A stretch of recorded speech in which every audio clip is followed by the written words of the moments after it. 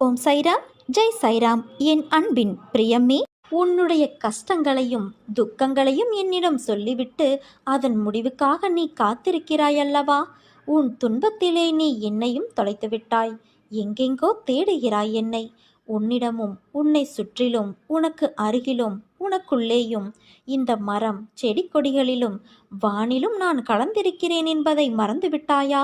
சிறிது நேரம் உன் கண்களை மூடி உன் சுற்றுப்புறத்தையும் மனதையும் அமைதி கொள்ள செய். பிறகு நான் பேசுவதை உன்னால் புரிந்து கொள்ள முடியும்.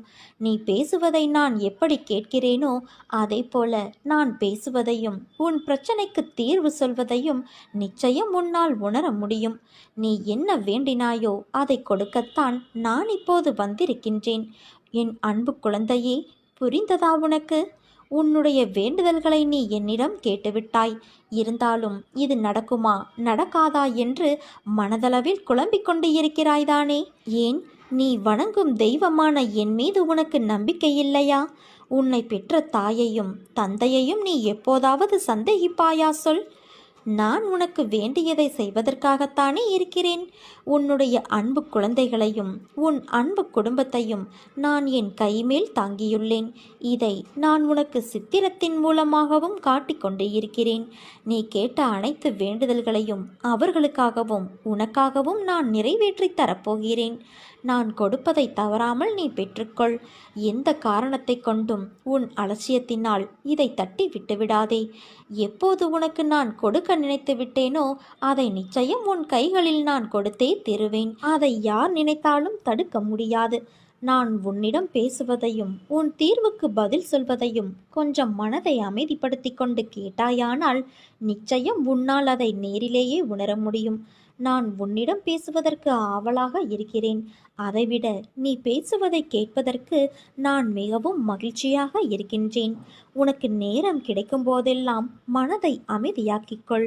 உன் சுற்றுப்புறத்தையும் அமைதியாக்கி கொண்டு என்னோடு நீ மனதளவில் பேசு. நான் நிச்சயம் அதை உணர்வேன். அதை கேட்பதன் மூலம்தான் எனக்கு மிகுந்த சக்தி அளிக்கும்.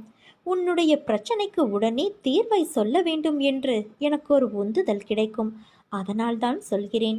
நான் கொடுக்கும் வரத்தை தட்டி விடாதே குழந்தையே. நிச்சயம் நீ கேட்ட வேண்டுதல்கள் அனைத்தையும் நான் உனக்கு கொடுக்கத்தான் போகின்றேன். அது அனைத்தும் என்னிடம்தான் பத்திரமாக உள்ளது. ஒரு பக்கம் விதி, இன்னொரு பக்கம் கர்ம வினை. இவை இரண்டும் தான் இன்று ஏற்பட்டுள்ள உன் சூழ்நிலைகளுக்கு காரணம். இவற்றிலிருந்து நீ மட்டும் அல்ல, எவரும் தப்ப முடியாது. ஆனால் நீ என் பார்வைக்கு திரும்பியதால் உன் வசத்தை நான் கைப்பற்றி உனக்கான அனைத்து சிக்கல்களிலிருந்தும் உன்னை விடுவித்து கொண்டு வருகிறேன். உலகத்தில் என்ன மாறினாலும் நகர்ந்தாலும் நான் உன்னை விட்டு ஒருபோதும் அகலமாட்டேன். உன்னில் எப்போதும் நான் இருப்பேன். உன்னுள் இருக்கும் நான் என்ற கேள்விகளுக்கு நீ எந்த நேரத்தில் என்னை கை காட்டி நான் தான் என்று பதில் சொன்னாயோ அப்போது முதல் நீ முக்தி என்ற ஞானத்தின் மீது சவாரி செய்து கொண்டு இருக்கிறாய் என்று அர்த்தம். நீ ஜெயிக்க வேண்டிய 2 விஷயங்கள் உண்டு. அது உன் மனமும் புத்தியும் தான். இவற்றை ஜெயித்தால் நீ வாழ்க்கையின் அர்த்தத்தை உணர்ந்து விட்டாய் என்று அர்த்தம். உனக்கான வெற்றி காலம் ஆரம்பித்துவிட்டது. என் குழந்தைகள் அனைவரின் இதயத்திலும் நான் இருக்கும்போது வழியில் நீ கதறும் ஓசைக்கு நான் எதிர் ஓசை கொடுத்து வழியை ஏற்கிறேன். உன் வழிகள் உன் துன்பங்கள் என்பது எனக்கானது. என்றும் நீ மகிழ்வோடு வாழத்தான் நான் ஆசைப்படுவேன். நீ என்னுடைய ஆலயத்தில் கால் எடுத்து வைப்பது எதை போன்றது என்று தெரியுமா? ஓட்டப்பந்தயத்தில் வெற்றி கோட்டை தொடுவது போன்றது. என்னுடைய ஆலயப்படியில் காலை வைத்தவுடனே அது உன்னை உடனே அரவணைத்து உனக்கு தேவையான அனைத்தையும் செய்ய ஆரம்பித்து விட்டது. நீ என் ஆலயப்படியில் கால் பதித்தவுடனேயே உன் துன்பங்கள் அனைத்திற்கும் முடிவு வந்துவிட்டது. இங்கே எந்த கிரகத்திற்கும் வலு கிடையாது. அவை செயலிழந்து விடுவதால் உனக்கு உடனே ஆரோக்கியமும் க்ஷேமமும் தாய் விட்டு பரிசாக அளிக்கப்படுகிறது. என்னுடைய உதி என்னும் விபூதி மிகவும் சக்தி வாய்ந்தது. அது என் யோக சக்தி என்பதை உணர்ந்து பயன்படுத்துகிறவர்களுக்கே பலன் தரும். உன்னை போல என்னையே சிந்தித்து எனக்காக தன்னையே அர்ப்பணித்து உண்மை அன்போடு என்பால் லயமாகிறவர்களுக்குத்தான் நான் பலன் தரக்கூடிய கற்பகத்தருவாக காமத்தேனுவாக இருக்கின்றேன். மற்றவர்களுக்கு நான் ஒரு உதவா கரைதான். அர்ஜுனனிடம் அவன் தனது உறவுகளை எதிர்த்து போரிட தயங்கிய போது விஸ்வரூபத்தை காட்டி இவர்களை நான் ஏற்கனவே கொன்றுவிட்டேன், கொன்றதைத்தான் நீ கொள்கிறாய் என்று விளக்கிச் சொல்லி அவனுக்கு விஷயத்தை புரிய வைத்தது போலத்தான் நீ மலை போல நினைத்திருக்கும் பிரச்சனைகள் அனைத்தையும் நான் ஏற்கனவே தீர்த்துவிட்டேன்.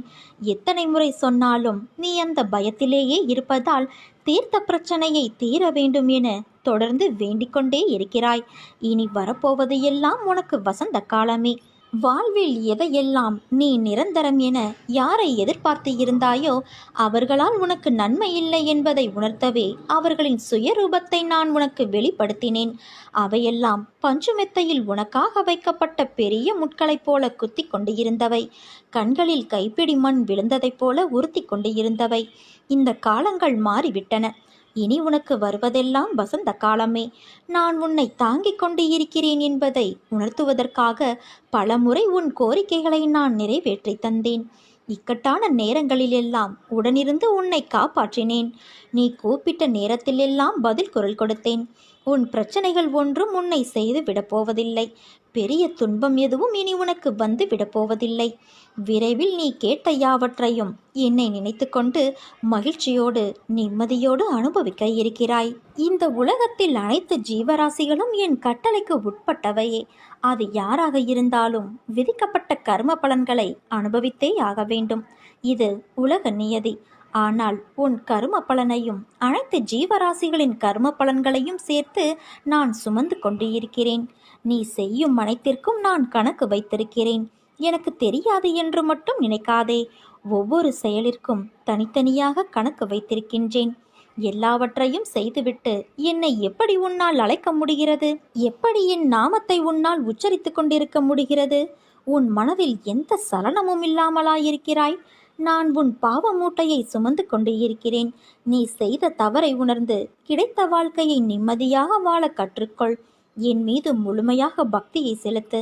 உனக்குள் இருக்கும் கெட்ட எண்ணங்களையெல்லாம் மாற்றுவதற்கு நான் வழி செய்து கொண்டு இருக்கிறேன். உன் சுபாவத்தை மாற்றிக்கொள்ள முயற்சி செய். உன் வாழ்க்கையில் ஏற்பட்ட துயரங்களை விரைவில் அகற்றி உனக்குள் இருக்கும் கெட்ட சிந்தனைகளை நான் ஒழிக்கப் போகிறேன். காத்திரு குழந்தையே, நீ என் பிள்ளை. உன்னை கண்டிக்க புத்தி புகட்ட எனக்கு மட்டும்தான் உரிமை இருக்கிறது. கவலைப்படாமல் இரு. அனைத்தும் மாறப்போகிறது. நீயும் மாறப்போகிறாய். புது வாழ்க்கையை அனுபவிக்கப் போகிறாய். அன்று என்னை புரிந்து கொள்ள நீ முயற்சி செய்வாய். பேச முடியாமல் தவிப்பாய். என்னை தேடி அலைந்து ஓடி வருவாய். ஆனந்தத்தில் என்னை பார்த்து அழுது விடுவாய். உன்னை தோற்க விடுவேனா? அதற்காகவா நான் உன்னை தேடி வந்திருக்கின்றேன்? கவலைப்படாதே. நிச்சயமாக உன்னை நான் கரை சேர்ப்பேன். ஆனால் இது தெரியாமல் நீ கவலைப்பட்டு கொண்டு இருக்கிறாய். நம்பிக்கையோடு இரு. நம்பிக்கைதான் வாழ்க்கை. என் அனுமதி இல்லாமல் உன்னை துன்புறுத்தி பார்க்க ஆசைப்படுபவன் என்னை துன்புறுத்தி பார்ப்பதற்கு சமம்.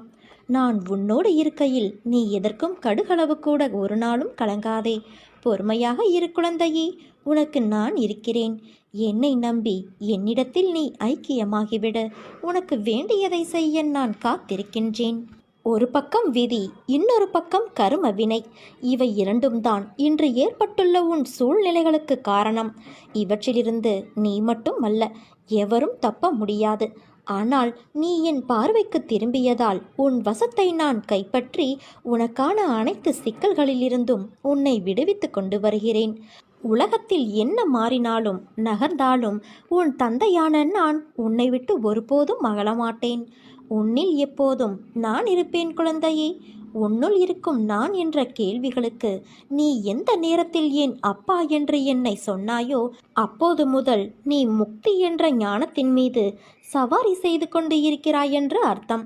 நீ ஜெயிக்க வேண்டிய 2 விஷயங்கள் உண்டு. அது உன் மனமும் புத்தியும் தான். இவற்றை நீ ஜெயித்தால் வாழ்க்கையின் அர்த்தத்தை உணர்ந்து விட்டாய் என்று அர்த்தம். உனக்கான வெற்றி காலம் ஆரம்பித்து விட்டது. என் குழந்தைகள் அனைவரின் இதயத்திலும் நான் இருக்கும்போது வழியில் நீ கதரும் ஓசைக்கு நான் எதிர் ஓசை கொடுத்து வழியை ஏற்கின்றேன். உன் வழிகள், உன் துன்பங்கள் என்பது எனக்கானது. நீ மகிழ்வோடு என்றும் வாழத்தான் உன் தந்தையான நான் ஆசைப்படுகின்றேன். நீ என் ஆலயத்தில் கால் வைப்பது எதை போன்றது என்று தெரியுமா? ஓட்டப்பந்தயத்தில் வெற்றி கோட்டை தொடுவது போன்றது. இந்த மசூதியில் காலை வைத்த உடனே அது உன்னை உடனே அரவணைத்து உனக்கு தேவையான அனைத்தையும் செய்ய ஆரம்பித்து விட்டது. என்னை தேடி வந்து நீ கால் பதித்த உடனேயே உன் துன்பங்கள் அனைத்திற்கும் முடிவு வந்துவிட்டது. இங்கே எந்த கிரகத்திற்கும் வலு கிடையாது. அவை செயலிழந்து விடுவதால் உனக்கு உடனே ஆரோக்கியமும் க்ஷேமமும் தாய் வீட்டு பரிசாக அளிக்கப்படுகிறது. மகனே, மகளே, எனது உதி மிகவும் சக்தி வாய்ந்தது. அது என் யோக சக்தி என்பதை உணர்ந்து பயன்படுத்துகிறவர்களுக்கே பலன் தரும். உன்னை போல என்னையே சிந்தித்து எனக்காக தன்னையே அர்ப்பணித்து உண்மை அன்போடு என்பால் லயமாகிறவர்களுக்குத்தான் நான் பலன் தரக்கூடிய கற்பகத்தருவாக காமதேனுவாக இருக்கின்றேன். மற்றவர்களுக்கு நான் ஒரு உதவாக்கரைதான். அர்ஜுனனிடம் அவன் தனது உறவுகளை எதிர்த்து போரிட தயங்கிய போது விஸ்வரூபத்தை காட்டி இவர்களை நான் ஏற்கனவே கொன்றுவிட்டேன், கொன்றதைத்தான் நீ கொள்கிறாய் என்று விளக்கிச் சொல்லி அவனுக்கு விஷயத்தை புரிய வைத்தது போலத்தான் நீ மலை போல நினைத்திருக்கும் பிரச்சனைகள் அனைத்தையும் நான் ஏற்கனவே தீர்த்து வைத்து விட்டேன். இதை நான் எத்தனை முறை சொன்னாலும் நீ அந்த பயத்திலேயே இருப்பதால் தீர்த்த பிரச்சனையை தீர வேண்டும் என தொடர்ந்து வேண்டிக் கொண்டே இருக்கின்றாய். இனி வரப்போவது எல்லாம் உனக்கு வசந்த காலங்களே. வாழ்வில் எதையெல்லாம் நீ நிரந்தரம் என நினைத்து எதிர்பார்த்து இருந்தாயோ அவர்களால் உனக்கு நன்மை இல்லை என்பதை உணர்த்தவே அவர்களின் சுயரூபத்தை நான் உனக்கு வெளிப்படுத்தினேன். அவையெல்லாம் பஞ்சுமெத்தையில் உனக்காக வைக்கப்பட்ட பெரிய முட்களைப் போல குத்தி கொண்டு இருந்தவை. கண்களில் கைப்பிடிமண் விழுந்ததைப் போல உறுத்தி கொண்டு இருந்தவை. இந்த காலங்கள் மாறிவிட்டன குழந்தையே. எப்படிப்பட்ட பாதுகாப்பில் நீ இருக்கிறாய் என்று நினைத்து சந்தோஷப்படு. நான் உனக்கான வெற்றி கிரீடத்தை உருவாக்கிவிட்டேன். அதை எப்படியும் உனக்கு நான் சூட்டியே தீருவேன்.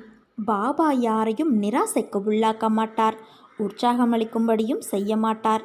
ஆனால் பாபாவின் அனுக்கிரகம் கிடைப்பதற்குள் நாம் தவறான அபிப்பிராயங்களுக்கு இடமளிக்காமல் இருக்க வேண்டும். பாபாவின் கருணை என்றால் என்ன? தன் உருவத்தை காட்டி தன்னை வெளிப்படுத்திக் கொள்வது மட்டுமே அல்ல. பாபாவுக்கு சேவை செய்யும் பாக்கியமும் கூட அவரது அனுக்கிரகமாகவே கருதப்பட வேண்டும். பாபாவின் அருளால் தான் அவரை பற்றிய அற்புத லீலைகளை கேட்டலும் அவரது மகிமைகளை பற்றி தெரிந்து கொள்வதும் அவரை பூஜித்தலும் நடைபெறுகிறது. அவரது அருள் இல்லை என்றால் அவரை ஸ்மரித்தலே நிகழாது. இதைவிட பெரிய அருள் வேறு ஏது இருக்கும்? நம்பிக்கை, பொறுமை கொண்டு காத்திருப்போம். நம் வாழ்விலும் நம் சாய்பாபா அதிசயங்களை நிகழ்த்துவார். அற்புதங்கள் இனி உன் வாழ்வில் நிகழ்வதற்கான காலகட்டத்தை நீ நெருங்கிவிட்டாய். அதுவரை சற்று பொறுமையாக இரு. எல்லாம் நல்லதாகவே நடக்கும். பேராசை என்பது எப்போதும் பளபளவென்றுதான் இருக்கும். ஆனால் அதுவே ஒரு மனிதனை குருடனாக்கிவிடும். பேராசை ஒரு மனிதனை தன் சொந்தங்கள், நண்பர்களிடம் இருந்தும் ஒருவரை நிரந்தரமாக பிரித்துவிடும். பேராசை நிறைந்த மனிதனுக்கு கண்ணில் படுவது எல்லாம் சுயநலமாகத்தான் தெரியும்.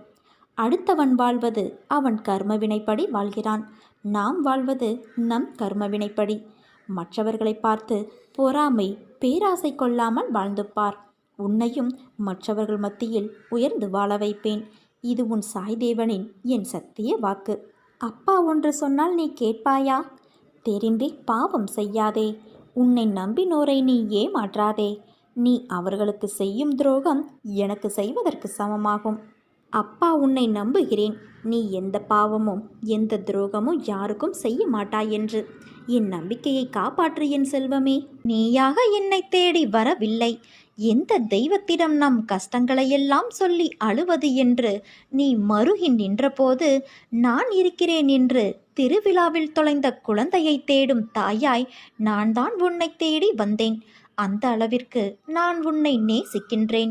உன் பூர்வ புண்ணியம் மிகவும் பெரியது என் குழந்தையே. உன் மூதாதையர்கள், உன் தாய் தந்தை செய்த புண்ணியங்கள் நிறைய இருக்கிறது. அதனால்தான் நான் உன்னை தேடி வந்தேன். நான் உன்னோடு எப்போதும் இருக்கையில் நீ எதற்குமே கலங்கக்கூடாது. உனக்கு வேண்டியதை நான் செய்வேன். என் குழந்தைகளின் நல்வாழ்வுக்காகவே அவதரித்து வந்தவன் நான். நீயோ நான் தேடி கண்டுபிடித்த புதையல். இந்த புதையலை திரும்பவும் மண்ணில் வீசி எறிய நான் விடமாட்டேன் குழந்தையே. என் குழந்தையான உன்னை கண்ணின் மணியாக பாதுகாப்பேன். நம் வாழ்க்கையில் நிகழும் தருணங்கள் எல்லாம் வெற்றியாகவும் இருப்பது இல்லை, தோல்வியாகவும் இருப்பது இல்லை. வெற்றிகள் நிலைத்து இருப்பது இல்லை, அதே போல தோல்விகளும் நிலைத்து இருப்பது இல்லை. வெற்றி என்றும் சந்தோஷம் தரும், ஆனால் அந்த சந்தோஷம் வாழ்க்கை முழுவதும் கிடைக்கும் என்று எதிர்பார்க்காதே. அதே போல தோல்விகள் கஷ்டத்தை தரும், அதுவும் நிரந்தரமாக வாழ்வில் நிகழ்வது கிடையாது. வெற்றியில் ஆணவத்தை காட்டாதே, அதே போல தோல்வியில் விரக்தியை காட்டாதே. ஏனென்றால் இரண்டுமே வாழ்க்கையல்ல. ஜெயிப்பவர்கள் தோற்பார்கள், தோற்பவர்கள் ஜெயிப்பார்கள். அதிலிருந்து என்ன பாடம் கற்றுக்கொள்கிறாய் என்பதுதான் உண்மையான வாழ்க்கை. அதன் வெற்றி பாதை உனக்கு தெரியும்.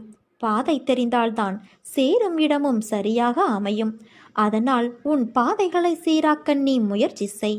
இன்று என்மேல் கோபம் கொண்டாய். நீ நினைத்த நிகழ்வு நடக்கவில்லை என்றால் அது நடக்காமல் போனதற்கு காரணம் அதைவிட ஒரு நல்ல சூழ்நிலை நடக்கும் என்றுதான். உனக்குள்ள கேள்விக்கு நான் விடையும் அளித்தேன். தேவையில்லாத விஷயங்களை எண்ணாதே. உன்னோடு நான் இருக்கிறேன். உன்னை நல்ல வழியில் நான் அழைத்துச் செல்வேன். இது என்னுடைய சத்திய வாக்கு. என் குழந்தைகள் கோபித்து கொள்ளலாம், ஆனால் நான் உன்னை கோபித்து கொள்ள மாட்டேன். அப்படி நான் கோபம் கொண்டாலும் என் பிள்ளையான உன்னை நல்வழிப்படுத்துவதற்காக மட்டுமே அது இருக்கும். யாருடைய பாவங்கள் எல்லாம் மறக்கப்படுகிறதோ அந்த அதிர்ஷ்டசாலிகளே என்னை வணங்கும் பாக்கியத்தை பெறுவார்கள். யார் ஒருவன் நல்லவனோ கெட்டவனோ அதை நான் பார்ப்பது இல்லை. என்னை நம்பி முழுமையாக சரணடைந்து விட்டவர்களை நான் புறம் தள்ளுவதும் இல்லை. அவர்களுடைய அனைத்து விஷயங்களுக்கும் நான் பொறுப்பேற்கிறேன். அவர்களை காப்பதே என்னுடைய வேலை. அவர்களின் நன்மை தீமை கணக்கை பார்த்து காப்பாற்றும் தன்மையுள்ளவன் அல்ல நான். அதை வேறு ஒருவன் பார்த்து கொள்வான். அதற்கேற்ப பலனும் தருவான். நான் தரும் நன்மைகள் அனைவருக்கும் பொதுவானவை. என் தராசு தட்டுக்கள் யாருக்காகவும் இறங்குவதும் இல்லை, ஏறுவதும் இல்லை. அதே போல என்னை 40 ஆண்டுகள் வணங்கியவனாக இருந்தாலும் சரி, 4 நாட்கள் மட்டும் வணங்கியவனாக இருந்தாலும் சரி, ஆத்மார்த்தமாக என்னை நோக்கி கூப்பிட்டால் உடனடியாக நான் பதில் கூறுவேன். நீ என்னுடைய ஆலயத்திற்கு வந்து பிரார்த்தனை செய்தவைகள் நிறைவேறுவதற்கான காலம் வந்து விட்டது. உன் பிரார்த்தனைகளில் ஒன்று நிறைவேறி உன்னை மகிழ்ச்சியடைய செய்யும். உனக்கான நல்ல காலம் வருவதற்கு நீ பொறுத்திருந்தாயல்லவா? அந்த காலமும் வந்துவிட்டது. மனதில் உள்ள எதிர்மறைகளை அகற்றி நேர்மறை எண்ணங்களோடு மீண்டும் நீ செய்ய வேண்டிய முயற்சிகளை செய்து வா.